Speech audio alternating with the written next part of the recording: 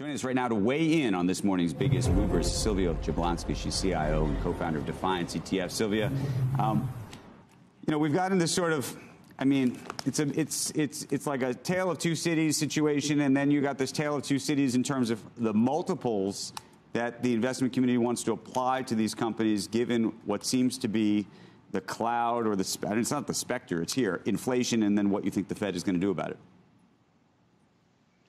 Yeah, good morning. I think, yes, you have a tale of two cities. And I think, the most important thing in the news right now is Russia and Ukraine. But if we sort of acknowledge that and the humanitarian impact and shift to markets, Russia is about 3.11% of the world economy. Ukraine is less than 0.5%.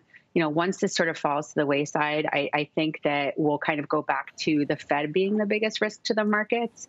And, to your point, we're talking about cloud and multiples. A lot of the froth has been taken off of the market and off of those names.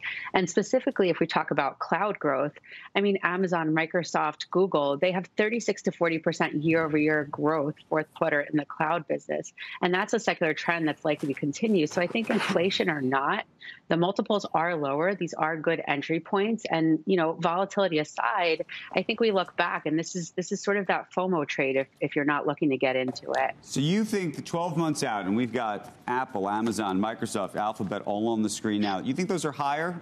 And are they trading higher just straight off of operating profit, or are they trading higher because there's actually multiple expansion?